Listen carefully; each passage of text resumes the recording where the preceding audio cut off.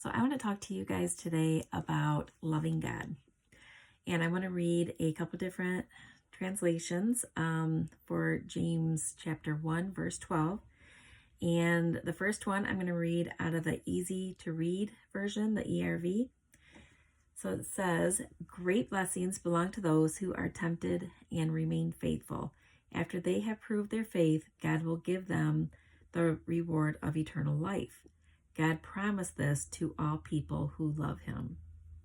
And then the second one, I'm going to read out of the easy translation.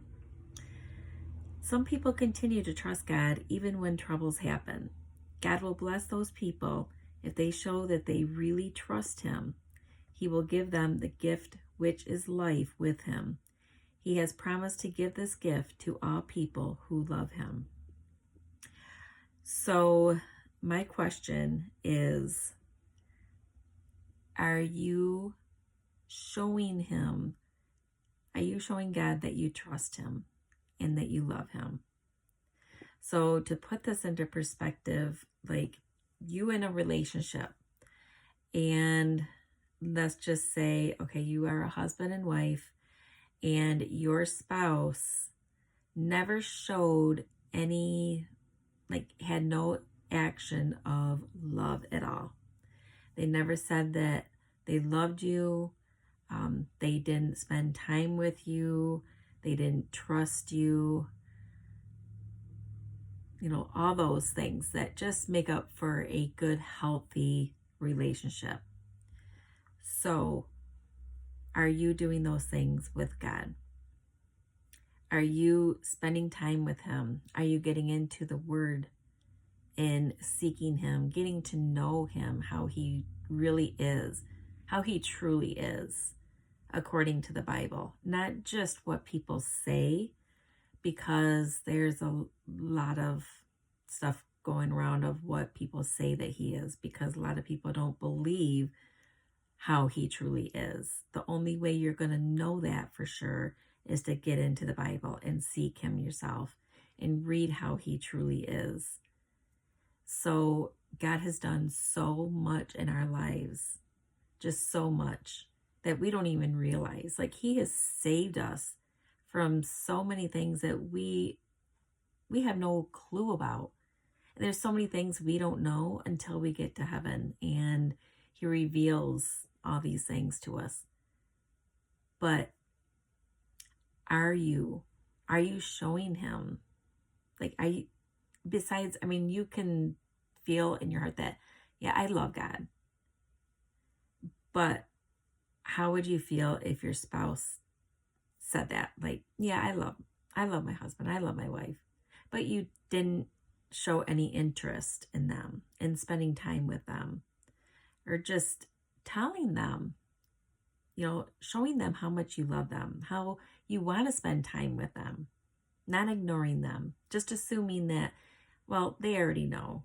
They know that I love them.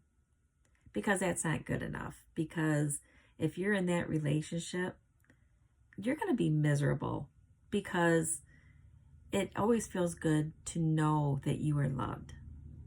God is no different. He wants to spend so much time with you. He wants to spend time with us, and people don't realize how much he desires that. He desires for you to just fully put your trust in him and to seek him, to get into his word and just spending that time with him, acknowledging him, thanking him, just that healthy relationship, showing him how much you really do love him. Because we're not supposed to just read the Bible. We are supposed to put it into action. We are supposed to be doers of the word, not just seers or readers of the word. We are supposed to be doers of the word. So we have to show him, tell him how much we love him, worship him. He deserves all that. And if us to get that reward of eternal life, that crown of life at the end of time, because we are in the end days, If that depended solely on you proving to him that you love him, would you get that crown? And I know that's a deep question, but many people would not.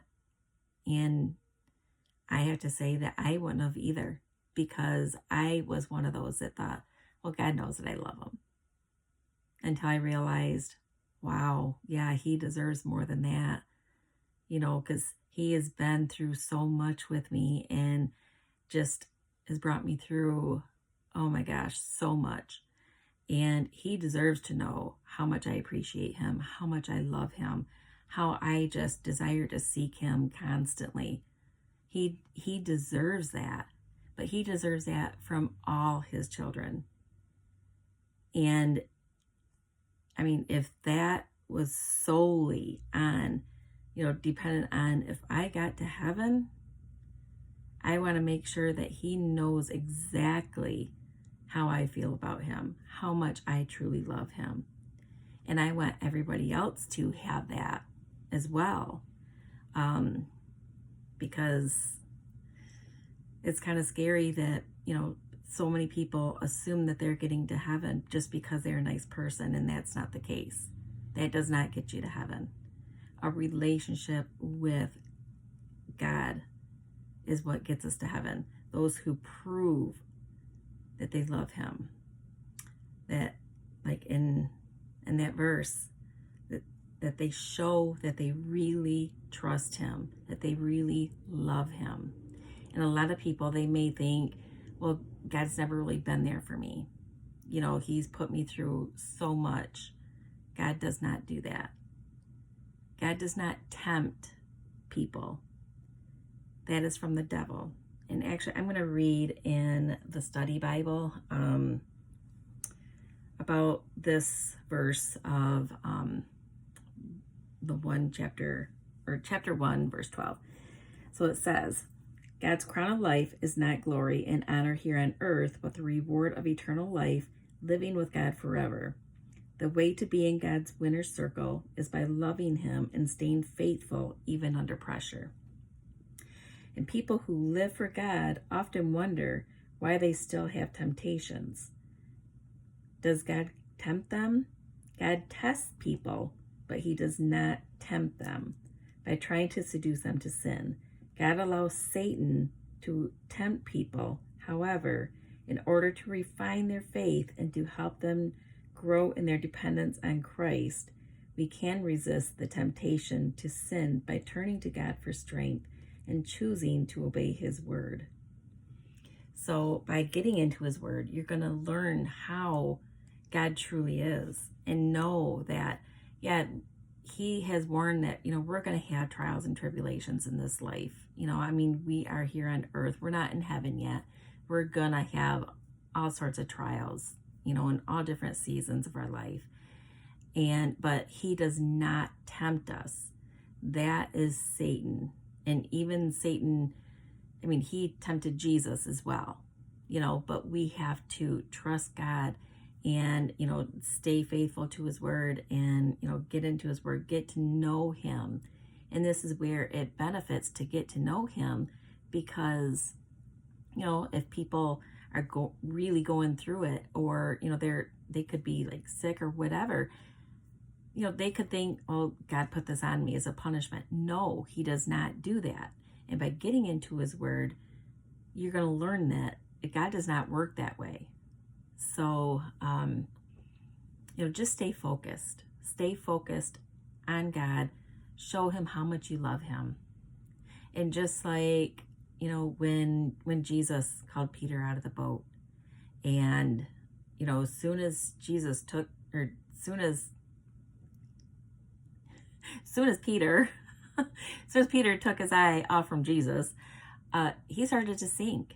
We have to keep our focus on Jesus, not the storm around us, not everything we're going through, not all the distractions that Satan's trying to cause, to get us off course. Just keep your focus on Jesus. Keep it on him, because once you take your focus off, you start to sink. So, keep focused on him. and show him how much you love him, because he loves you, and it doesn't matter what anybody says. He loves you unconditionally, and he wants to help you and strengthen you, and you can count on him. You can trust him. Tell him how much you love him and all the struggles you're going through, even though he already knows. But he wants that. He wants that conversation with you. Just like I said, in a relationship, part of what makes a relationship healthy is communication. So you got to have that communication, even with God alone. He wants that intimate time with you, for you to just say what's on your mind, what's in your heart, and just spill it all out to him, because he wants to help you. And by you doing that, you're opening the door to him.